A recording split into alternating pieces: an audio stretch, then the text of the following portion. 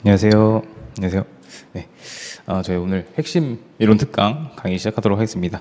2기가 지난주에 끝났고, 다음 주에 이제 3기가 시작을 하는데, 그 사이에 저희가 어쨌건 3기가 들어가기 전에 한 바퀴 빠르게 돌리고 갈 수 있으면 좋을 것 같아서 이렇게 핵심 이론 특강을 준비했는데, 제가 핵심 이론 특강 월요일, 화요일 하고 다음 주 월요일, 화요일 이렇게 진행하잖아요. 그래서 각 회차마다 오늘 나눠드린 것처럼 100점짜리 모의고사 문제랑 이제 답안지까지 이렇게 전달 드릴 거예요. 그래서 여러분들이 제가 이거를 특강 시간에 해설을 하거나 뭐 문제를 풀어보는 시간을 갖기에는 너무 촉박해서 여러분들끼리 이제 문제 풀어보시고 그 다음에 뭐 이렇게 내용에서 혹시 뭐 궁금한 부분이 있거나 아니면 우리 교재만으로는 조금 내가 좀 부족한 것 같다, 좀 설명이 필요하다 하시면은 메일로 보내주시면 제가 답변 드리도록 하겠습니다. 네, 이렇게 활용해 주시면 될 것 같고요. 저희는 빠르게 이렇게 교재로 들어가도록 할게요. 그래서 이 핵심 이론 특강이 사실 우리가 2차 시험 볼 때까지 그래도 회독수를 많이 갖는 게 중요하다 보니까, 그래서 이렇게 강의를 한 바퀴 돌림으로써 여러분들이 1회독을 할 수 있게끔 그렇게 시간을 마련한 거기 때문이니까 굉장히 빠르게 이렇게 지나갈 거지만 그래도 필요한 내용은 다 한 번씩 다루고 넘어가는 걸로 하겠습니다. 그래서 교재 10페이지부터 바로 들어가도록 할게요.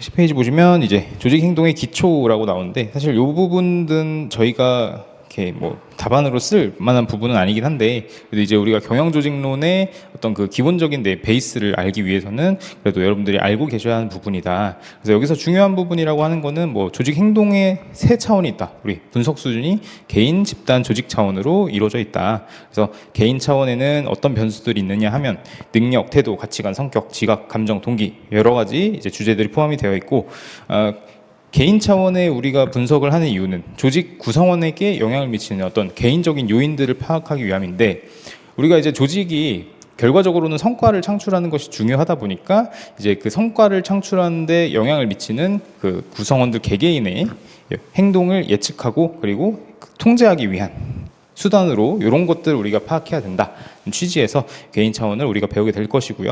집단 차원으로 넘어가면 집단과 팀의 성격, 그 다음에 의사소통, 갈등, 협상, 집단 의사결정, 리더십, 권력, 정치 등 여러 사람이 집단을 이루며 발생하는 그런 요인들에 대해서 배울 거예요. 그래서 집단 차원에서 왜 중요하냐, 우리가 개인 구성원들이 둘 이상 모여 있으면 사실 집단이라고 볼 수 있는 건데, 그런 집단들의 운영이 될 때 발생할 수 있는 갈등이라든지 아니면은 뭐 그 사이에서 보이는 권력 구조라든지 뭐 어떤 그 정치 관계라든지 이런 것들을 우리가 조직 차원에서 마찬가지로 통제할 수 있어야지 원활하게 운영이 된다는 측면에서 우리가 이렇게 집단 차원도 배울 거고요.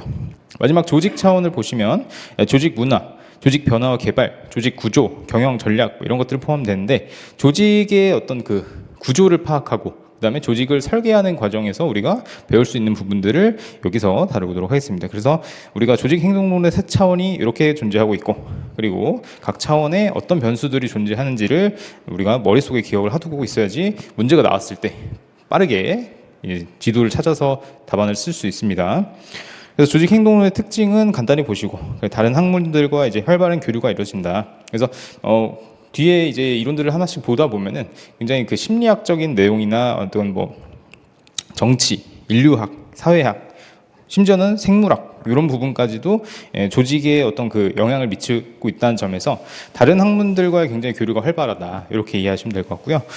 그 다음에 두 번째, 상황에 따라 달라진 효과를 해서 상황론적 관점에서 우리가 생각을 할 필요가 있어요. 그래서 각 상황에 따라서 특정 변수의 효과가 어떻게 달라지는지, 그러니까 이제 우리가 투입이 있고 산출이 있는데 그 인과관계가 모든 상황에서 똑같지 않다라는 거예요. 그래서 상황 변수에 따라서 그 결과값이 달라질 수 있다, 결과의 정도가 달라질 수 있다. 그렇기 때문에 우리 이제 경영 조직론은 상황론적 관점을 기본 베이스로 하고 있다, 이렇게 이해하시면 될 것 같고요. 마지막 시스템 관점 보시면, 요거는 시스템이라고 하는 게 우리가 체계라고 부르고 있잖아요. 그래서 여러 기능들이 서로 유기적으로 연결돼서 하나의 전체를 이루는 걸 시스템이라고 하죠. 그래서 이제 조직 행동을 학습할 때는 하나의 조직 안에 구성되어 있는 집단도 있고 그 다음에 개인들도 존재하죠. 개인 구성원들도 존재하기 때문에 각각의 구성원들 그리고 각각의 집단들이 모여서 하나의 조직을 이룬다라는 측면에서 그리고 그 안에서 굉장히 서로 간에 유기적으로 상호작용하고 있다라는 측면에서 시스템 관점을 기반으로 우리가 조직 이론들을 살펴볼 필요가 있습니다. 그래서 이렇게 조직 행동론의 기초적인 내용을 여러분들이 이해를 하고 본론으로 들어가시면 돼요. 넘어가시면 이제 12페이지.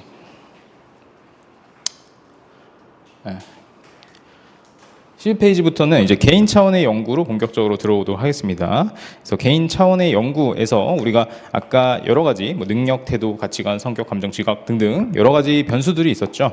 근데 그 중에서 이제 개인차라고 할 수 있는 것, 개인과 개인 간의 이제 차이를 설명할 수 있는 그런 변수들인데 교재 이제 개념부터 같이 보실게요. 개인차는 조직 행동의 원인이 될 수 있는 개인의 내적 요인을 일컫는 말입니다. 그래서 아까 말씀드린 것처럼 능력, 태도, 가치관, 성격, 감정, 지각 등등을 포함하고 있어서 교재에서도 1장과 2장에서는 3개씩 나눠서 이렇게 설명을 하고 있습니다. 그래서 개인 행동의 원인을 이해함으로써 사람을 이해하고 그 사람들의 바람직한 행동을 유발하거나 그렇지 못한 행동은 통제할 수 있게끔 하는 데 도움이 된다라는 측면에서 조직의 시사점이 있는 것이죠. 그래서 개개인의 개인차 그리고 그 개인차를 파악할 수 있는 지표들을 조직에서 파악을 함으로써 그래서 이 조직으로서는 개인들을 통제하고 그 개인들을 바람직한 행동을 할 수 있게끔 유도함으로써 조직 성과로 이어질 수 있게끔 만드는 게 취지라고 보시면 될 것 같아요. 그래서 첫 번째 개인차로는 능력이 있습니다.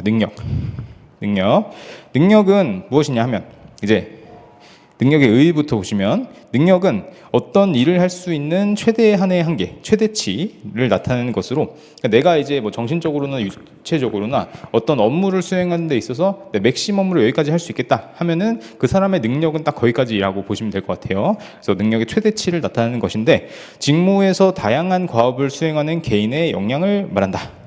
따라서 선천적으로 가지고 있을 수도 있고 능력이라는 것이 아니면 후천적으로 우리가 학습을 할 수도 있겠죠. 그런 측면에서 개발이 될 수도 있는 부분이 있다.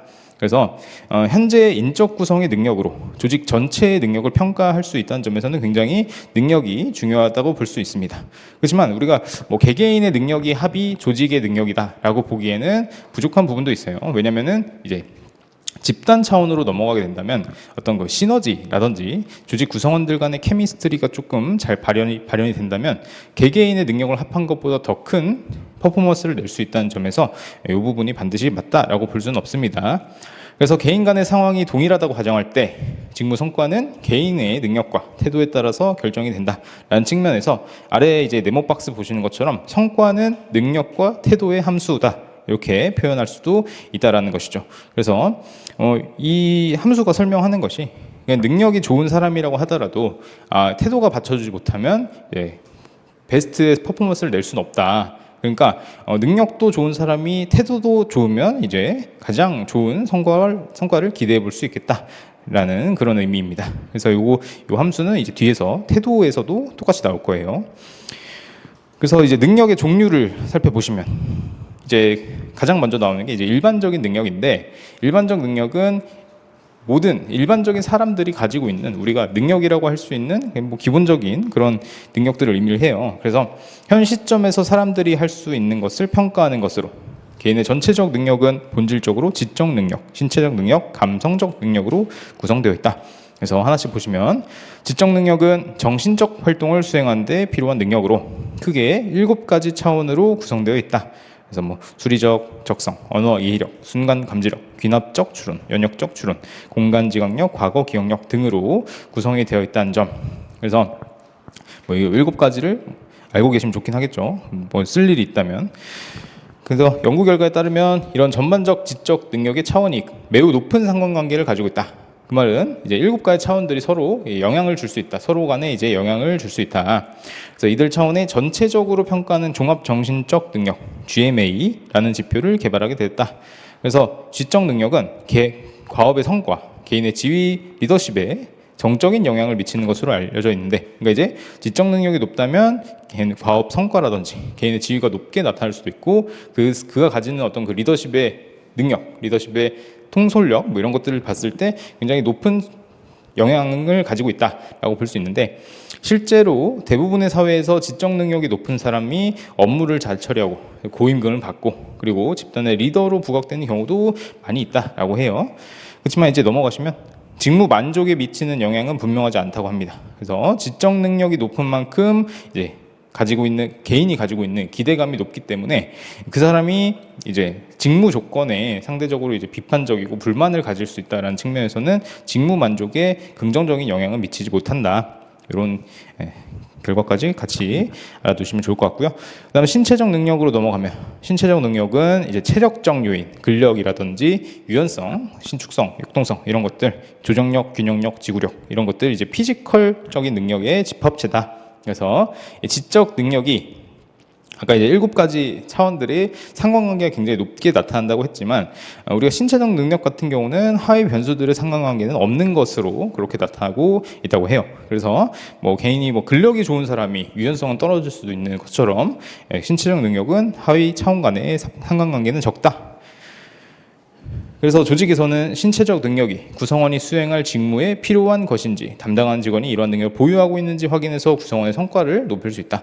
그러니까 이제 신체적 능력이 필요한 업무라면 그 신체적 능력이 좋은 직원에게 맡기는 것이 탁월한 적절하겠죠. 그러다 보니까 이제 이런 부분을 조직에서 파악해서 구성원의 성과를 높일 수 있겠다. 시사점 정리하시고, 그 다음에 감성적 능력으로 넘어가겠습니다. 감성적 능력은 본인과 타인의 정서를 인지하고 이해하며 직무에 적극적으로 활용할 수 있는 능력을 의미해요. 그래서 우리가 일반적으로 타인의 감정을 공감하고 그리고 타인의 감정을 공감해서 이제 배려를 하고 양보를 하고 의사소통을 하고 그다음에 갈등을 해결하는데 이제 감성적 능력이 적극적으로 활용될 수 있다. 그러니까 이제 내가 나에 대해서 잘하는 것도 굉장히 중요하지만 내가 아닌 다른 구성원들의 어떤 생각이라든지 그 사람들의 뭐 감정이라든지 이런 것들도 이해하고 있을 필요가 있다라는 겁니다. 그래서 기본적인 능력들, 지적 능력, 신체 능력, 감성적 능력 이렇게 간단하게 정리하시면 될 것 같고요. 그 다음은 관리자 능력으로 넘어가서 관리자 능력은 이제 조직 경영과 관련해서 관리자, 경영자들에게 요구되는 능력의 유형을 전문적 능력, 인간관계 능력, 개념화 능력 등으로 구분할 수 있습니다. 그래서 각 이 3가지 능력이 아래 그림처럼 어떤 계층이 있냐에 따라서 개인이 이제 어떤 계층이 있냐, 중간 관리자냐, 하급 관리자냐, 경영자냐에 따라서 더 많이 요구되는 능력의 유형들이 달라질 수 있다라는 특징을 보유하고 있어요. 그래서 이 아래에 카츠라는 학자가 제시한 그림인데, 보시면 이제 하급 관리자부터 보시면 하급 관리자는 굉장히 전문적 능력을 크게 요구하고 있습니다. 그래서 하급 관리자는 전문적 능력을 크게 요구하고 있고, 그다음 중간 관리자는 세계가 대체로 이제 균등하게 이렇게 이루어져 있다라고 볼 수 있고요. 경영자 같은 경우는 개념화 능력이 가장 크게 요구되는 능력이다. 이렇게 먼저 그림을 파악하고 이제 밑에 내용들을 확인해 보실 텐데, 인간관계 능력 같은 경우는 하급 관리자도 그렇고 경영자도 그렇고 비슷한 수준으로 이렇게 분배가 되어 있어요. 그래서 그 이유를 아래 이제 글을 읽으면서 확인해 보도록 하겠습니다. 먼저 이제 개념화 능력의 의미를 보시면, 최고 경영자에게 필요한 능력으로서 조직에서 일어나는 여러 가지 구체적 복잡한 이제 정보, 사건, 현상들을 추상화하여 일정 개념의 틀에 따라 이해할 수 있는 능력으로, 이제 보통 이제 경영자에게 요구되는 의사결정 능력 같은 것들이 개념화 능력에 해당한다라고 보시면 될 것 같아요. 그다음 두 번째는 인간관계 능력인데, 모든 계층의 관리자들에게 공통적으로 요구된다. 그러니까 이제 관리자가 이제 하위 구성원들 그리고 부하 직원들을 통솔하고 통제하기 위해서는, 감독하기 위해서는 이렇게 의사소통이라든지 아니면 그들을 아우를 수 있는 그런 인간관계를 유지하는 데 필요한 그런 능력이 필요하다는 점에서 인간관계 능력은 관리자에게 공통적으로 요구된다. 이런 특징을 가지고 있어요. 그래서 리더십을 발휘하고 동기를 유발시키고 상하급자 동료들과 원활한 의사소통에 소요되는 그런 능력이 인간관계 능력이다. 이렇게 정리하시고, 마지막 전문적 능력은 하급 관리자 또는 일선 관리자에게 요구되는 것으로 특정 임무 수행을 위해서 필요한 지식, 방법, 테크닉 등등 역량을 사용할 수 있는 그런 능력이라고 보시면 될 것 같아요. 그래서 우리가 하급 관리자 같은 경우는 이 현장 일선에서 그 현장에서 수행하는 과업을 직접적으로 컨트롤할 수 있어야 되기 때문에 그 현장에서 수행하는 과업에 대한 지식과 정보가 빠삭하게 가지고 있어야 됩니다. 그러다 보니까 이제 하급 관리자에게는 다른 경영층들에 비해서 전문적 능력이 많이 요구되는 것이다. 이런 논리를 이해하시면 될 것 같아요. 넘어가서 창의성, 13페이지 하단에 창의성을 보시면 창의성이라는 것도 이제 우리가 능력의 하나로 볼 수 있는데, 창의성이란 무엇이냐 하면 정보나 지식을 독특한 방법으로 조합해서 참신하고 유용한 아이디어를 산출해내는 능력을 의미를 합니다. 그래서 이제 정보랑 지식을 독특한 방법 조합을 해서 결과적으로 이제 참신하고 유용한 아이디어를 도출한다라는 측면에서 이 키워드들을 잘 체크해 두시면 될 것 같아요.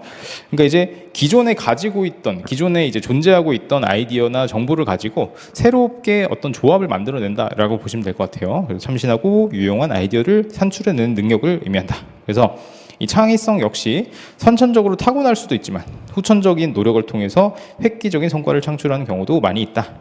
이렇게 이해하시면 될 것 같고요. 넘어가서 14페이지. 그래서 대부분의 사람들은 이 창의성을 보유하고 있지만 이 창의성을 발휘하기 위해서는 기존의 어떤 그 고전적이고 고착화된 그런 사고방식을 벗어나서 다양한 다각적인 관점에서 문제를 바라보는 방법을 학습하는 게 굉장히 필요하다라는 게 중요합니다. 그래서 이런 창의성이 발현하기 위한 과정을 설명한 것이 이제 윌리엄 왈라스라는 학자가 주창한 4단계 이론인데, 이 왈라스라는 학자에 따르면 창의성은 준비, 부화, 조명, 검증의 4단계를 거쳐서 나타난다고 해요. 그래서 하나씩 보시면, 먼저 첫 번째 준비 단계에서는 먼저 이제 문제를 다방면으로 조사해서 공식화한다.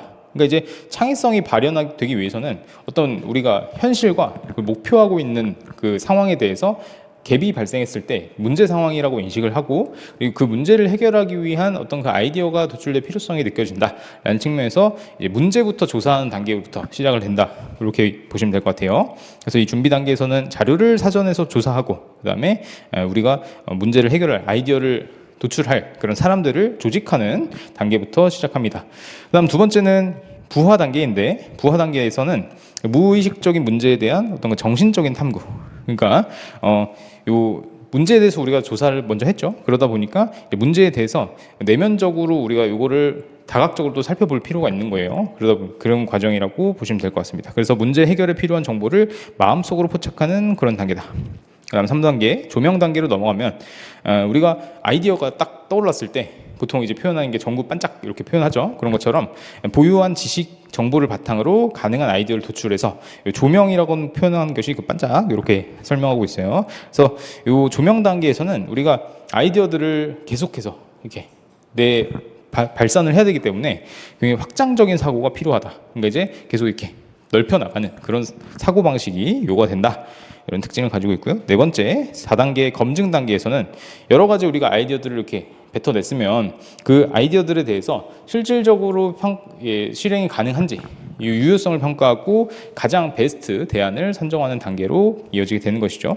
그래서 최종 대안 선정을 위해서는 우리가 벌려놨으면 다시 이렇게 모아서 정리를 해야 되니까 이 검증 단계에서는 수렴적 사고가 요구된다라는 특징을 가지고 있습니다. 그래서 창의성의 구성 요소를 보시면 구성 요소는 이제 테레사 에머바일이라는 학자가 정립을 한 이론인데, 창의성이라는 것이 뭘로 구성되어 있냐, 개인의 특징, 구성되어 있는 개인의 특성을 설명하고 있습니다. 그래서 창의성은 개인의 특성과 환경적 특성에 따라서 형성된다라고 주장을 했는데, 이 에머바일의 학자는 창의성이 전문성, 상상력, 내적 동기 이렇게 세 가지 개인적 차원으로 구성된다라고 주장을 했어요.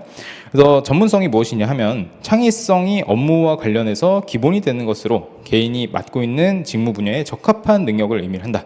그러니까 이제 전문성이라는 게 우리가 아이디어를 도출하기 위해서는 그 아이디어가 필요한 직무에 적합한 그런 아이디어가 도출이 되어야 하기 때문에 그 직무에 우리가 전문성을 가지고 있느냐가 굉장히 필요하다는 거죠. 중요하다는 거죠.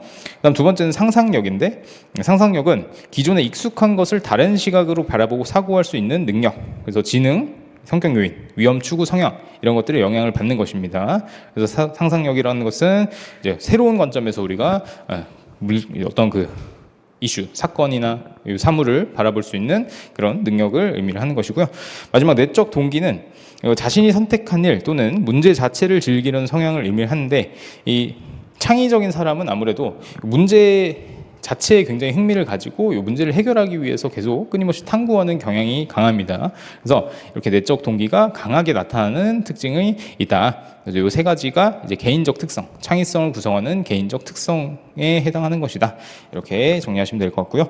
넘어가서 그러면 이 창의성에 영향을 미치는 조직 요인들, 상황 변수들이 무엇이 있느냐라고 한다면 이제 긍정적 요인과 부정적 요인으로 구분해 볼 수 있을 것 같아요. 저희 교수님 책에서도 이렇게 구분을 하고 있는데, 먼저 긍정적 요인으로는 첫 번째, 창의성을 발휘할 수 있게끔 독려하는 그런 정책을 펼칠 필요가 있다. 그래서 조직에서는 어떤 그 구성원들이 새롭게 아이디어를 내고 그 다음에 위험을 감수할 수 있게끔 하는 어떤 그 제도적 장치를 마련해 주는 게 필요하다. 그러니까 그 자유롭게 뛰어놀 수 있는 그런 바닥을 이렇게 다져주는 게 조직의 역할이고, 그다음 새로운 아이디어에 대해서 굉장히 공정하고 그다음에 지원적인 평가를 하는 게 필요하고, 그다음에 창의성 발휘에 대한 보너스 형태의 보상을 제공하거나 인정을 해주는 게 동기부여가 되어야 할 필요가 있다라는 것이고, 마지막 이제 조직 내 아이디어 공유가 가능하게끔 참여적이고 협력적인 조직 운영 방식을 채택하는 게 중요하다. 그 다음에 그래서 이런 정책적인 부분에서 긍정적인 영향을 미칠 수 있고, 두 번째는 자유로운 분위기, 그러니까 동료들 간의 적극적 교류 과정을 통해서 새로운 아이디어를 창안할 수 있게끔 다른 부하 직원이라 하더라도 적극적으로 참여할 수 있게끔 하는 그런 분위기가 만들어질 필요가 있다라는 것이고, 그다음 세 번째, 충분한 자원이 필요해요. 아무래도 이제 창의적인 아이디어가 계속해서 나오기 위해서는 그 아이디어를 뒷받침할 수 있는 풍부한 자원이 반드시 필요합니다. 그러다 보니까 자원이 부족하면 사실 이 창의적인 아이디어의 실현 가능성이 떨어져서 굉장히 무의미해지기 때문에 충분한 자원도 중요한 요소가 되는 것이고, 마지막 리더십 같은 경우는 상사의 지시 일변도 자세나 지나친 통제 위주의 성향보다는 굉장히 구성원들을 지원하고 그리고 참여를 독려하는 열린 관계의 리더십이 중요하다라는 특징, 이렇게 정리해 주시면 될 것 같아요. 그 다음은 창의성에 이제 부정적 영향을 미치는 요인들이 무엇이냐 하면, 아래에 나오는 것처럼, 나열되어 있는 것처럼 지나치게 업무가 과중되어 있다라고 한다면, 사실 우리가 다른 주어진 일 하기도 바쁘기 때문에 다른 아이디어를 이렇게 떠올리고 그런 여유가 없는 거죠. 그래서 위에 이제 충분한 자원과 어떻게 보면 연결이 되는 건데, 이 자원이라고 하는 게 결국에는 구성원들한테 시간도 부여하고 그리고 충분한 시간과 그다음에 충분한 여유를 주는 것도 이 자원을 주는 것이라서, 그런 측면에서 봤을 때는 지나치게 업무가 과중하다면 창의성을 발휘하기 어렵겠죠. 그리고 경직적인 조직 분위기, 내가 한마디 하려 하면은 굉장히 위에서 좀 커트 당하는 것 같고 굉장히 딱딱한 분위기라고 한다면 굉장히 창의적인 아이디어를 도출하기 어려울 것이고, 그 다음 정답만을 찾으려는 경우, 그러니까 딱 정해진 답만 우리가 쫓아가다 보면은 사실상 다른 관점, 새로운 관점에서 문제를 파악하기 어려운 부분이 있죠. 그리고 이제 규범이나 규율에 맞는 해결책을 찾으려는 태도, 그다음 실패에 대한 두려움, 지나치게 실용성을 추구하는 경우, 관료주의 성향, 이런 것들이 창의성에 부정적인 영향을 미치는 요인들이다. 이렇게 정리하시면 될 것 같습니다. 그래서 창의성도 어떻게 보면 좀 중요한 쟁점이 될 수 있기 때문에 여러분들 잘 정리해두고 넘어가시면 될 것 같아요. 넘어가서 이제 인지 스타일로 넘어가겠습니다. 인지 스타일. 그래서 인지 스타일에 나오는 것이 이제 우리가 잘 알고 있는 MBTI 이론이 있는데, 이 MBTI 이론은 개인의 성격을 분류하는 이제 도구로 활용될 수도 있는데, 저희 이제 교재에서는 인지 스타일을 나누는 그런 도구로 활용되고 있습니다. 그래서 인지 스타일이 무엇이냐? 인지 스타일의 개념부터 보시면 인간이 정보를 어떻게 판단하고 어떻게 지각하는가와 관련된 정신적인 과정을 의미한다. 그러니까 이제 정보에 대해서 우리가 판단을 하고 지각을 하는 과정에서 개개인마다의 그런 특징을 나타내는 게 인지 스타일이다. 이렇게 보시면 될 것 같아요. 그래서 인지 스타일이라는 개념은 칼 융이라는 스위스의 심리 분석학자가 처음 주창을 했는데, 이후에 마이어스와 브리그스라는 이제 모녀지간이에요. 그래서 마이어스와 브리그스가 발전을 해서 MBTI라는 그 지표를 만들어내게 됐습니다. 그래서 MBTI의 약자가 마이어스 브리그스 타입 인디케이터, 대문자 이제 두 문자를 따서 이렇게 MBTI라고 표현하고 있는 것이죠. 그래서 마이어스와 브리그스 MBTI 분류를 보시면, MBTI 설문법은 자기 평가에 의해서 이루어지죠. 여러분들 이제 MBTI 설문 해보셨겠지만 안 해보셨으면 한번 해보셔도 좋을 것 같고요. 그래서 해보셨다시피 이제 여러 가지 문항들이 나와 있는데, 그 문항에 대해서 내가 어떤 스타일에 해당하는지를 체크를 하는 것이죠. 그래서 자기평가에 의해서 이루어지는데 그 설문법에 따라서 개인의 에너지 방향에 따라 그 에너지가 밖으로 나가는지 아니면은 안쪽으로 내부적으로 들어오는 것인지, 그리고 외부 정보를 인식하고 수집하는 방법에서 감각적인 방법을 택하는지 직관적인 방법을 택하는지, 그리고 의사결정 방법이 사고적이고 감정적인지, 마지막 생활 양식이 판단적이냐 지각적이냐, 이렇게 크게 4가지 차원으로 구분해서 각 차원들이 2가지로 이렇게 분류가 된다. 그래서 우리가 2에 4승 해가지고 총 16가지 유형으로 구분이 가능한 것이죠. 그래서 각 차원을 하나씩 보시면 에너지 방향, 외향적이고 내향적인 거로 구분이 되는데, 외향적인 사람은 주로 타인을 만나고 교류하는데 에너지를 쓰지만, 내향적인 사람은 주로 자신을 위해서 집에서 뭐 시간을 보내거나 아니면 나 혼자서 시간을 보내는 걸 더 좋아하는 사람인 거죠. 그래서 외향적이고 내향적이냐 이렇게 구분이 가능하고, 2번째, 외부 정보를 인식하고 수집하는 방법에서는 감각적인 사람들은 현실적이고 굉장히 실용적인 경험을 중시하지만, 직관적인 사람은 이상적이고 그리고 좀 추상적이거나 좀 상상력을 풍부하게 발휘할 수 있는 그런 방법을 통해서 외부 정보를 받아들이고 수집하는 방법을 택하고 있습니다. 그런 차이가 있고요. 그다음 넘어가서 의사결정 방법은 사고적이냐 감정적이냐로 구분할 수 있는데, 이 사고적인 사람은 굉장히 논리적이고 그다음 분석적이고 객관적인 성향을 갖지만, 감정적인 사람은 의사결정을 할 때 다른 사람의 마음을 충분히 공감하고 헤아리고 그다음에 자기 가치와 자기 감정에 따라서도 이렇게 의사결정을 하는 주관적인 성향을 가지고 있습니다. 그래서 사고적이고 감정적이다 이렇게 구분이 가능하고, 마지막 생활 양식 보시면 판단적이냐 지각적이냐로 구분할 수 있는데, 이 판단적인 사람은 굉장히 계획적으로 인생을 살아가요. 그래서 규칙과 구조를 중심으로, 그리고 목표와 마감 시한을 체계적으로 활용해서 굉장히 어떻게 보면 좀 통제적인 그런 성향이 강하다라고 볼 수 있지만, 지각적, 인식형의 경우는 즉흥적으로 유연한 사고를 통해서 굉장히 탐험적인 일을 즐기고 마감 시한이 정해져 있는 것을 그리 선호하지 않는 특징을 가지고 있습니다. 그래서 요 MBTI 연구를 바탕으로 한 인지 스타일의 시사점이라고 한다면, 마이어스와 브리그스라는 학자가 평가자 개인의 자기 인식을 높이고 그 다음에 개인의 경력 방향을 제한하기 좋은 도구로서 이 MBTI라는 지표가 활용되고 있는데, 굉장히 높은 대중성과 실무적인 활용도를 통해서 개개인의 인지 스타일과 어떤 그 성격을 탐구하는 수단으로서는 굉장히 공헌이 있다. 그렇지만 개인의 인지 스타일을 4가지 차원으로 지나치게 단순화해서 그 4가지마다 이제 2가지로 구분이 된다라는 측면에서는 굉장히 그 양자택일적 한계가 있다. 그래서 양면적인 성향을 가진 사람의 경우에는 정확성이 떨어질 수 있다라는 한계점을 가지고 있어요. 그리고 이 MBTI 결과를 통해서 직무 성과와의 유의미한 상관관계를 보이고 있지 않아서 인적 자원을 선발하는 데 있어서 활용하기는 부족한 부분도 있다. 그러니까 이제 뭐 MBTI 예를 들어서 ENFJ인 사람이 정말 성과가 좋다 라고 볼 수 있다면은 직무 성과와의 유의미한 상관관계가 있다라고 할 수 있겠지만, 그 일 잘하는 사람들의 MBTI가 다 다르다 그러면은 그 직무 성과의 상관관계는 떨어진다고 볼 수 있겠죠. 그래서 그런 측면에서는 우리가 인적 자원 선발에 있어서 요즘에 이제 면접 과정에서 많이 물어보기도 한다고 하지만, 실질적으로 그 면접 질문이 큰 영향을 주지는 못한다고 해요. 그래서 그런 시사점 정리하시면 될 것 같습니다.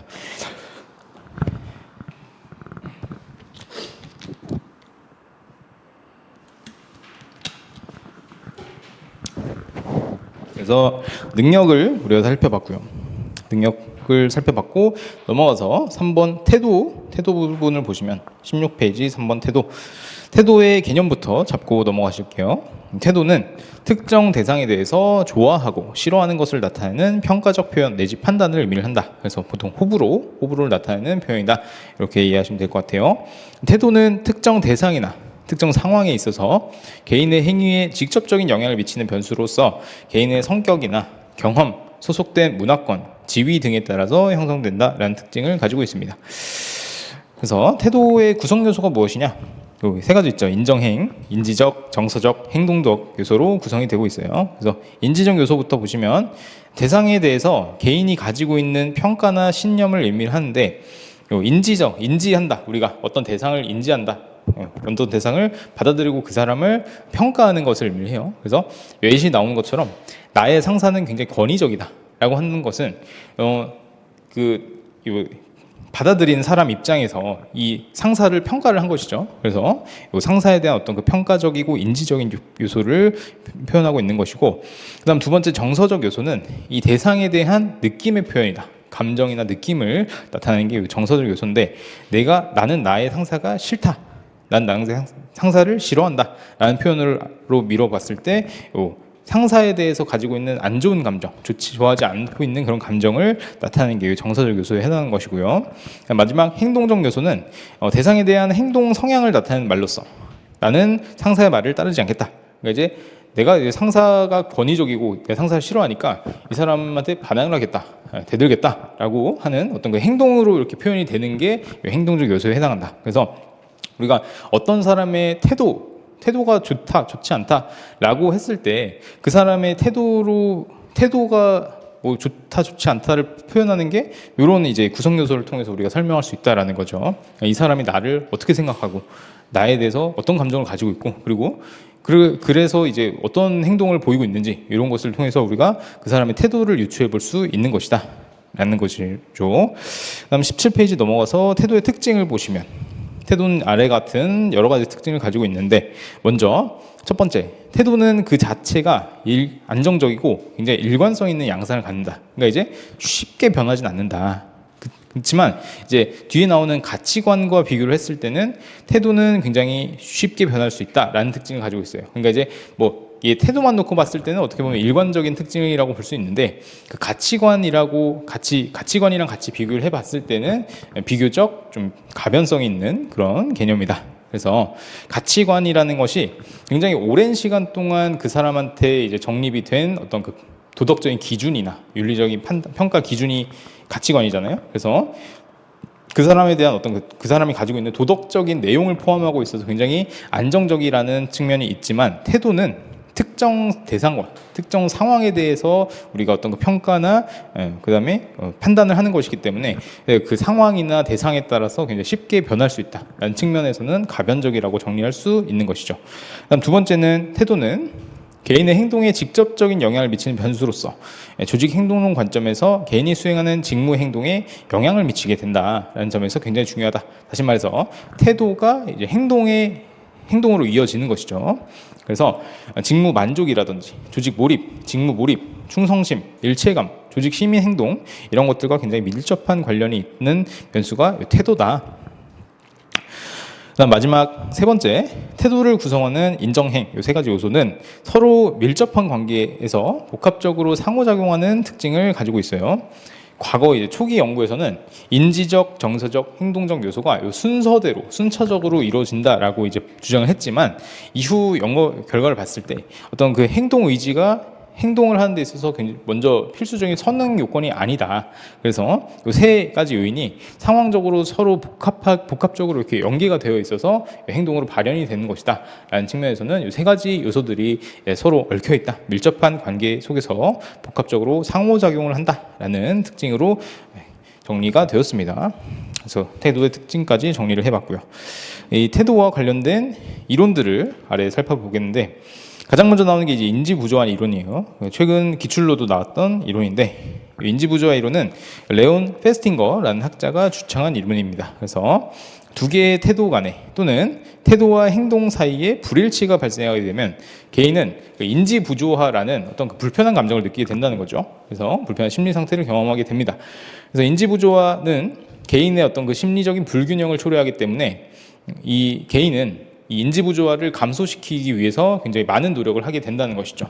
그래서 이 개인의 행동은 이미 이루어졌기 때문에 이 태도를 변화하는 것이 쉽다라는 측면에서 인지부조화를 감소시키려는 노력은 이 태도를 변화시키는 것부터 시작을 합니다. 그래서 이 인지부조화 이론에서 우리가 인지부조화를 감소시키려는 노력에 영향을 미치는 세 가지 요인이 있는데, 인지부조화를 감소시키려는 욕구의 크기는 아래 이제 부조화가 생긴 상황이 굉장히 중요하거나, 그리고 개인이 믿고 있는 상황 변화에 대한 영향력의 정도, 통제 가능성이 크거나, 그리고 부조화에 따르는 비용 또는 손해가 클수록 우리가 인지 부조화를 감소시키고자 더 많은 노력을 가한다는 것이죠. 그래서 이 세 가지 요소가 우리가 인지 부조화 감소 노력에 영향을 미치는 요소가 된다, 이렇게 정리하시면 될 것 같아요. 그래서 넘어가시면 이 태도와 관련된 또 다른 개념 내지는 이론으로 직무 만족에 대한 부분이 있어요. 직무 만족. 17페이지 하단에 보시면 직무 만족이란 무엇이냐 하면 개인이 직무나 직무 경험에 대한 평가의 결과로 얻게 되는 즐겁고 긍정적인 감정 상태. 그러니까 이제 직무 만족이다. 그러니까 직무에 대해서 굉장히 호의적인 감정을 가지고 있다. 직무에 대해서 만족한다. 호의적인 태도를 의미합니다. 그래서 직무 만족은 조직의 다양한 성과 요인을 예측하고 측정하는데 굉장히 효과적인 변수이기 때문에 조직에서 인간 행동을 설명하는데 굉장히 중요한 변수다. 그러니까 이제 우리가 직무 만족이 조직 성과와 밀접한 관계가 있어요. 그러니까 만족이 성과를 가져올 수도 있고 성과를 통해서 개개인들의 직무 만족으로 이어질 수 있다는 측면에서 이 직무 만족이라는 변수는 우리가 조직에서 관리를 하는 데 있어서 굉장히 중요하고 눈여겨볼 필요가 있는 그런 변수다. 이렇게 정리할 수 있겠습니다. 넘어가시면 그러면은 직무 만족에 영향을 주는 유발 요인이 될 수 있는 원인 변수가 무엇이냐 하면은 크게 5가지로 구분해 볼 수 있는데 5가지는 이제 급여, 승진 기회, 그다음 상사, 동료, 그다음에 직무 자체 이렇게 5가지 정도로 구분해 볼 수 있습니다. 근데 이 5가지 중에서 직무 자체 같은 경우는 그 직무 내적 요인이죠. 직무 그 자체가 이제 직무 만족에 영향을 주는 요인이기 때문에 직무 내적 요인으로 구분할 수 있고 나머지 급여나 승진 기회, 동료, 상사 같은 경우는 직무 밖에 있는 그런 요소라는 점에서 직무 외적 요인으로 구분할 수 있어요. 그래서 이 아래 글 내용 보시면 직무 내적 요인은 종업원이 맡은 일 그 자체를 의미를 하는데 직무에 대한 흥미도라든지 과업의 다양성, 과업 정체성, 적성 이런 것들이 이에 해당한다라고 보시면 될 것 같아요. 이 변수들을 보시면 우리가 동기부여 이론 중에서 헤크만과 올드햄의 직무 특성 이론의 어떤 그 변수들과 핵심 직무 특성과 관련 있는 내용들이죠. 그래서 이어서 헤크만과 올드햄의 직무 특성 이론에 따르면 우리가 직무 충실화 과정을 통해서 직무의 질적 측면을 개선하고 직무에 대한 만족도를 향상시킬 수 있다고 해요. 이제 직무 충실화라고 하는 것은 우리가 직무를 확대하는 과정이 단순히 이제 직무를 수행하는 과정에 있어서 수행하는 과업의 수, 과업의 개수, 과업의 양만 늘리는 건 이제 우리가 수평적인 직무 확대라고 볼 수 있는데 이 직무 자체의 어떤 그 책임의 깊이나 그리고 이 사람이 맡는 권한의 크기를 넓히는 것은 수직적으로 봤을 때 우리가 더 직무 자체를 풍부화한다라는 측면에서 우리가 이거를 이제 직무 충실화라고 표현할 수 있는 것이에요. 그래서 단순히 직무의 어떤 양적 측면만 늘리는 게 아니라 직무의 질적 측면을 개선하는 게 직무 만족에 영향을 주는 것이다. 그래서 이런 직무 충실화의 방법으로는 과업 결합, 작업 단위 형성, 고객 관리, 고객 관계 확립, 수직적 직무 확대, 개방적 피드백 이런 것들이 직무 충실화의 방법으로 활용될 수 있는 것이다. 이렇게 정리하시면 되겠고요. 그다음 직무 외적 요인으로 넘어가시면 직무 외적 요인은 종업원이 맡은 직무를 둘러싼 주변 환경과 관련된 요소로서 급여, 승진 기회, 상사, 동료 직원과의 관계 이런 것들을 포함된다. 그래서 이 중에서 우리가 이제 보통 급여를 많이 주면 직무에 대해서 만족한다라고 보통 생각을 하잖아요. 그렇지만 이에 대해서 구체적으로 연구를 해봤을 때 급여 수준이 높다고 해서 만족도가 그만큼 높아지지 않는다라고 결과가 나온다고 해요. 그 이유는 급여 수준과 만족도의 상관관계를 봤을 때 처음에 이제 높은 급여를 받을 초기에는 이제 돈을 많이 주니까 만족을 했는데 이게 그리 지속성으로 봤을 때는 그렇게 오래가지 않았다라는 거죠. 그래서 시간이 지나면서 높은 수준의 급여를 받는 게 뭐 나 원래 이만큼 받았으니까 당연한 거야 라고 생각을 해서 그 급여에 익숙해져서 더 높은, 더 많은 급여를 기대하다 보니까 만족도 측면에서는 크게 높아지지 않았다. 이렇게 보시면 될 것 같아요. 그래서 이제 다 정리하자면 이제 급여 수준이 높다고 해서 만족도도 높아지는 것은 아니다. 그리고 마지막 단락, 성과와 연동된 방식으로 급여를 제공하는 것이 오히려 만족도에 긍정적인 영향을 미친다는 연구가 있습니다. 그래서 뭐 일을 잘하거나 못하거나 많이 급여를 지급하는 것보다는 성과와 연동돼서 성과랑 관련되게 이렇게 급여를 지급하는 게 이제 구성원의 만족도를 높이는 측면에서는 도움이 될 수 있다. 그래서 요 위에 그림을 보시면 우리가 이제 배웠던 직무 만족의 원인 변수들이 종합적인 만족도와의 관계를 나타내는 지표예요. 그래서 일 자체가 가지는 만족도에 영향을 주는 영향력이 제일 크고, 그리고 이제 상사, 동료, 승진, 급여 순으로 만족도에 영향을 주는 영향력이 줄어드는 것을 확인할 수 있습니다. 그래서 그림까지 같이 알아두시면 좋을 것 같아요. 이어서 이제 직무 만족의 결과 변수를 보시면, 이제 일반적인 결과 변수라고 할 수 있는 것은 뭐 두루두루 좋은 것들 있죠. 그래서 뭐 직무에 대한 만족도가 높아지게 되면 당연히 이직률도 줄어들겠고, 그다음에 구성원들의 결근율도 줄어들겠고, 근태에 미치는 영향들, 그다음에 조직 시민 행동이라고 해서 뒤에 나오겠지만, 이제 내가 맡은 일 말고 이제 다른 구성원들을 돕거나, 그리고 자발적으로 내가 뭔가 좀 헌신할 수 있는 그런 행동들이 나타나는 것도, 만족도가 높으면 이런 행동도 유발될 수 있다라는 것이죠. 그래서 일반적인 결과 변수들이 존재하고, 그 다음에 직무 성과와의 관계를 봤을 때, 만족도와 성과의 관계는 이제 오랜 기간 학자들의 관심사였는데, 포터와 로울러라는 학자가 연구를 했을 때는 성과가 높은 사람이 그 사람한테 적절한 보상이 주어졌을 때 직무에 대한 만족도가 높아진다라고 믿었지만, 이후의 연구에서는 만족도가 높은 직원이 성과도 잘 나오더라, 이렇게 이런 관계를 확인을 해서 뉴스트롬이라는 학자가 최근의 연구와 이제 그 전에 과거 연구를 절충을 해서 봤을 때 직무 만족과 성과와의 관계는 서로 이제 영향을 주는, 돌고 도는 이런 순환 관계에 있다라고 정립을 했어요. 그래서 이제 뭐 만족도가 높아서 성과가 잘 나올 수도 있고, 성과가 높아서 보상을 잘하니까 또 만족도가 또 높아질 수도 있고, 이렇게 이제 돌고 도는 그런 관계에 있다, 이렇게 정리하시면 될 것 같아요. 그 다음에 마지막 직무 불만에 대한 결과를 보시면, 종업원들의 불만이 높아지게 되면 여러 부정적인 결과를 가져오게 되는데, 이직이나 결근뿐만 아니라 서비스에 또는 업무의 퀄리티에도 영향을 줘서 파업이나 투서, 일탈 행동, 이런 것들이 증가하게 될 수 있다는 것이죠. 그러니까 이제 우리가 만족도에 대한 결과는 앞에서 살펴봤지만, 직무에 대해서 불만족을 가지고 있을 때 어떤 결과들이 있는지를 아래 그림을 통해서 확인해 볼 수 있는데, 이제 이론적으로 정리를 한 게, 직무 불만은 두 가지 축으로 설명이 가능합니다. 그래서 직무 불만에 대한 결과로서 능동적인 행동을 하거나 혹은 수동적인 행동을 할 수도 있고, 그리고 조직 입장에서 봤을 때 건설적인 행동을 하거나 아니면 조직 입장에서 파괴적인 행동을 하게 되느냐, 이렇게 두 가지 축으로 결과를 구분해 볼 수 있는데요.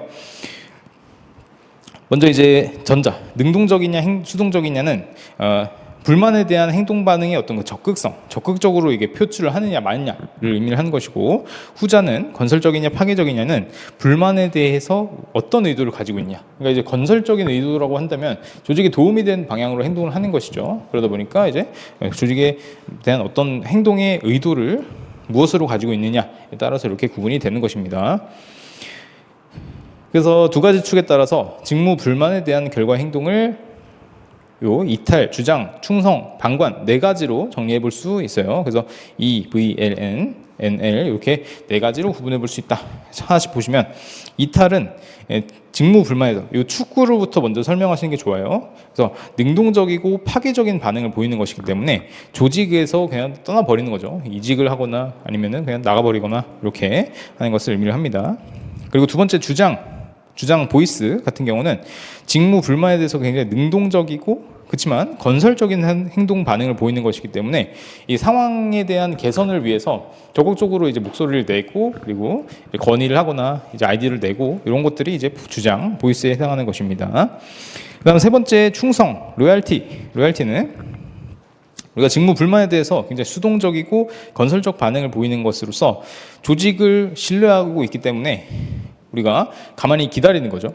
조직을 믿기 때문에 잘 해결되겠거니와 이렇게 믿는 그런 방법이라고 보시면 될 것 같고, 마지막 방관은 직무 불만에 대해서 수동적이고 파괴적인 반응을 보이는 것으로 악화되는 조직의 상황을 방관해서 결근을 하거나 지각을 하거나 아니면 태업을 하거나 뭐 이런 것처럼 굉장히 부정적인 행동들을 하는 것으로 이해하시면 될 것 같습니다. 그래서 직무 만족에 대한 내용들을 이렇게 정리할 수 있겠고요. 다음 20페이지 넘어오시면 조직 몰입이라는 개념이 나오고 있어요. 조직 몰입은 개념부터 보시면 개인이 특정 조직에 대해서 애착을 가짐으로써 그 조직에 소속되어 싶어하고 그다음 조직의 목표를 수용하고 조직의 목표 달성을 위해서 더 노력하려는 심리적 상태를 의미합니다. 그래서 조직에 몰입하고 이제 조직에 몰입한다는 건 말 그대로 조직이 나아가려는 방향을 따라가려고 하고 그리고 그 방향에 대해서 크게 반항하거나 이게 대들거나 하지 않고 조직의 목표를 수용하고 목표를 따라가는 이런 이제 그런 상태라고 보시면 될 것 같아요. 그래서 이 조직 몰입의 세 가지 요인이 이제 마이어와 알렌이라는 학자가 정리를 했습니다. 그래서 나탈리 알렌, 존 마이어라는 학자가 정리를 했는데 이 조직 몰입은 크게 정지규, 정서적, 지속적, 규범적 이 세 가지 차원으로 나눠서 설명이 가능합니다. 먼저 이제 정서적 몰입 같은 경우는 구성원이 이제 조직에 대해서 감정적, 정서적으로 애착을 갖는 것을 의미해요. 그래서 이제 그렇기 때문에 조직에 몰입을 한다. 이렇게 볼 수 있는 것인데 그래서 몰입의 감정이라든지 가치관과 관련이 있는 개념입니다. 그래서 정서적 몰입을 유발하는 선행 변수로서는 개인의 어떤 특성, 그다음에 개인의 직무 수행 경험이라든지 그다음에 조직의 문화, 그리고 개인과 개인 간의 적합성, 핏 이런 것들이 영향을 주는 요소가 되는 것이에요. 그래서 이런 것들을 통해서 우리가 정서적 몰입이 높아질 수 있다. 그다음 두 번째 지속적 몰입을 보시면 지속적 몰입은 조직과 결별을 하는 데 따르는 경제적 비용이 많이 들어서 구성원 자격을 유지하려는 심리 상태로 비용에 대한 지각과 관련이 있는 것입니다. 쉽게 말해서 조직에 계속 남아 있으려는 이유가 내가 이걸 퇴사하고 다른 데 직장을 구하는 과정 그리고 이제 그러기 위해서 내가 또 토익을 따고 자격증을 따고 이런 것들이 손해다라고 생각을 한다면 그렇기 때문에 나는 여기 계속 다니겠다. 라고 하는 거죠. 그래서 어떻게 보면 이제 비용적인 측면에서 손해보는 것 같아서 그래서 남아있게 되는 것이다. 이런 것입니다. 그래서 지속적 몰입을 유발하는 선행 변수로는 개인이 속한 고용시장의 상황과 개인의 역량 이런 것들이 있게 된다. 그래서 지속적 몰입은 사실 조금 그렇게 막 조직을 좋아하지는 않는데 근데 내 상황이 어떻게 보면 좀 불가피해서 남아있으려는 경향이라고 보시면 될 것 같아요. 그다음 마지막 규범적 몰입은 도덕적 심리적 부담이나 의무감 때문에 조직에 몰입하는 유형으로 조직에서의 책임감, 윤리의식 이런 것들과 관련이 있습니다. 그래서 조직의 어떤 그 규범적 몰입을 유발하는 선행 변수로는 조직에서의 사회화 과정과 개인과 조직 사이의 어떤 그 심리적 계약. 이 심리적 계약이라고 하는 것은 개인이 어떤 그 공헌을 했을 때 조직에서 적절한 보상을 기대할 수 있다라고 한다면 개인과 조직 간에는 심리적 계약이 형성되어 있다라고 볼 수 있는 거예요. 그러니까 이제 그 심리적 계약은 개인과 조직 간에 주고받는 과정에서 신뢰를 바탕으로 이제 암묵적으로 보이지 않게 계약 관계가 형성되어 있는 게 심리적 계약이라고 하는 건데 그런 심리적 계약에 따라서 내가 이제 조직에 남아있으려고 하는 것이 어떤 그 의무감이나 책임감 때문에 남아있는 것이다. 그런 의미가 이제 규범적 몰입이 되는 것입니다. 그래서 세 가지 요인을 보셨고, 그 다음에 조직 몰입의 결과 변수를 보시면, 그래서 조직 몰입이 어떤 결과를 가지고 오냐라고 한다면, 조직 몰입은 많은 긍정적 결과를 낳는다고 해요. 그래서 일반적인 이직률이 줄고, 그 다음에 타인에 대한 긍정적인 태도를 가져오게 되고, 그 다음에 조직 몰입은 자신의 생활과 경력 관리에 있어서도 성공적인 결과를 가져오고, 자기 희생을 촉발해서 직무 성과나 혁신 행동에 있어서도 긍정적인 행동을 가져온다. 그래서 두루두루 좋은 결과들 가져오기 때문에 여러분들이 이제 나름대로 논리적으로 이해하시면 될 것 같아요. 그다음 마지막 조직 몰입의 증진 방안을 보시면 조직 몰입의 세 가지 요인 중에서 몰입의 효과가 가장 뛰어난 것은 정서적 몰입이다라는 점이 중요합니다. 그러니까 이제 정서적, 지속적, 규범적을 보시면 정서적 몰입만큼 이제 개인의 어떤 그 감정이나 그 마음속에서 우러러 나와서 조직에 몰입하는 것은 정서적 몰입이 유일한 것입니다. 지속적, 규범적 몰입도 물론 그만큼 이제 몰입을 하는 데는 도움이 되지만 실질적으로 마음에서 우러러서 나오는 이 내적 동기 측면에서는 정서적 몰입이 가장 크다. 그래서 필요와 책임감에 기초하는 지속적, 규범적 몰입과는 달리 정서적 몰입은 개인의 욕망과 애착에 기인하고 있기 때문에 가장 효과가 뛰어나다. 그래서 이러한 조직 몰입을 증진시키기 위해서는 우리가 조직 가치를 공유할 수 있는 사람들을 선발하는 게 굉장히 중요한데 그러기 위해서는 그리고 조직의 이해와 개인의 이해를 일치시킬 수 있도록 기존의 평가 제도의 어떤 그 KPI, 핵심 성과 지표를 개선하고 보상 측면에서도 우리 사주제나 스톡옵션 제도를 적극적으로 활용해서 조직 내부의 어떤 그 공정성을 증진시키는 방안이 조직 몰입 향상에 도움이 될 수 있다. 이외에도 종업원들의 경영에 참여시켜서 주인의식을 고취할 수 있게끔 하는 것 역시 중요한 방편이 될 수 있다. 그래서 이 조직 몰입이라는 것이 우리가 인사관리에서도 몰입형 인사관리라는 개념이 나오잖아요. 그래서 그 몰입형 인사관리의 방안들이 어떻게 보면 조직 몰입의 증진 방안으로도 연계가 될 수 있는 그런 내용이라고 보시면 될 것 같아요. 그래서 그런 측면에서 적어주시면 좋을 것 같고요. 자, 마지막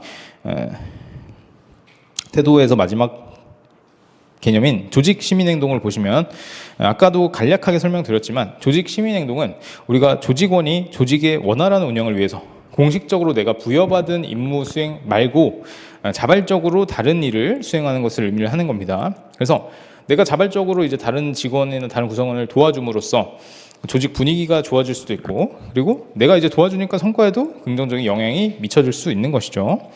그래서 조직 시민행동의 유형과 구성 요소를 먼저 보시면, 조직 시민행동이 구성원 개인을 향한 것이냐 아니면 조직을 향한 것이냐에 따라서 구성 요소가 아래와 같이 구분이 될 수 있습니다. 그래서 첫 번째 유형은 조직 시민행동 개인, 영어로 이제 OCBI로 표현할 수 있는데, 이 조직 시민행동 개인에 해당하는 구성 요소는 이타적 행동과 공손한 태도가 있습니다. 그래서 이타적 행동은 직무 수행 과정에서 어려움에 처한 동료를 자발적으로 돕는 게 이 이타적 행동에 의한 것이고, 그다음 두 번째, 공손한 태도는 직무 수행과 관련해서 다른 구성원들과 불필요한 갈등을 예방하기 위한 구성원의 자발적 노력을 의미한다. 그래서 갈등을 예방하기 위한 자발적인 노력, 공손한 태도에 해당한다. 그래서 여기에 이제 개인을 향한 조직 시민 행동이고, 두 번째 유형은 조직 시민 행동 조직이라고 해서 영어로 이제 OCBO로 표현할 수 있는데, 여기에 해당하는 구성 요소로는 성실성, 공민의식, 스포츠맨십 이렇게 있습니다. 그래서 성실성은 조직이 요구하는 규정, 규범을 일관성 있게 지키려는 자세. 그러니까 이제 정해진 것, 정해진 틀, 그다음 정해진 체계를 성실하게 따르는 게 우리가 성실하다라고 표현할 수 있는 그런 개념이죠. 성실성이 있고, 그다음 공민의식은 자신이 속한 조직에 대한 깊은 관심을 가지고 적극적으로 참여하려는 그런 행동을 의미한다. 그리고 마지막 스포츠맨십은 조직 생활에서 다소 불편이나 기대에 미치지 못하더라도 인내하는 성향. 이제 뭐 다른 어떤 그 좀 불합리한 상황을 보더라도 내가 이 조직을 믿고 참고 그다음에 견뎌내는 그런 행동이 스포츠맨십에 해당하는 거죠.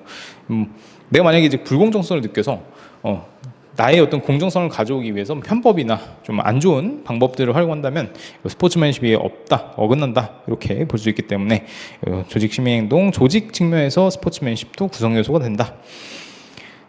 정리하시면 될 것 같아요. 그다음에 조직 시민행동의 선행 변수를 보시면, 조직 시민행동을 유발하는 선행 변수, 선행 요인, 원인으로는 직무 만족, 앞에서 배운 직무 만족, 조직 몰입, 그다음에 리더의 서포트, 그리고 개인의 성격적 요인 등등이 있습니다.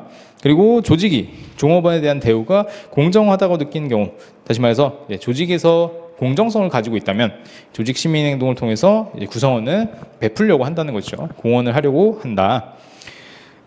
조직 시민행동의 결과 변수로 보시면, 조직 시민행동은 이제 조직 전체의 긍정적인 분위기를 유발해. 아무래도 이제 시키는 거 말고 뭐 이제 조직 다른 사람을 자발적으로 돕거나 하는 과정을 통해서 조직 분위기가 긍정적으로 변화될 수 있겠고, 그다음 구성원 간의 협력이 증진될 수 있다. 그리고 궁극적으로는 조직 효과성에 큰 기여를 하기 때문에 조직의 성과나 행상성 향상에 영향을 미치게 된다. 이외에도 좋은 것들, 고객 만족의 증가, 이직률, 결근율의 감소, 일탈 행동의 감소 등등 좋은 결과들이 있게 된다. 조직 시민행동은 많으면 많을수록 좋다. 이렇게 되겠죠. 넘어가서 마지막 개인차, 세 번째 개인차 변수로 가치관이 나옵니다. 가치관이 무엇이냐 하면, 가치관은 옳고 그름에 대한 개인의 판단 기준으로 무엇이 얼마나 중요한인가를 나타내는 개념이에요. 그래서 구체적인 행동 양식이나 존재 양식이 다른 행동이나 목적보다 개인적 또는 사회적으로 더 바람직하다고 믿는 신념, 행동 양식, 이런 것들을 가치관이라고 표현을 합니다. 그래서 가치관의 특징을 보시면, 가치관은 첫 번째, 가치관은 개인의 행동 내지 생활 양식을 지배하는 신념이기 때문에 아까 말씀드린 것처럼 굉장히 높은 일관성과 지속성을 가지고 있다. 그래서 일생 동안 이 가치관이 한 번도 안 변할 수도 있겠죠. 그렇지만 물론 어떤 특정한 사건이나 상황에 따라서 변화할 수는 있다. 그런 특징을 가지고 있고, 두 번째 가치관은 개인의 태도나 행동에 영향을 미치는데, 그래서 태도나 성격, 지각, 동기 유발 이런 개인을 구성하는 변수를 이해하는데 이 가치관이 베이스가 되기 때문에 그 개인들을 이해하는 데 도움이 될 수 있다.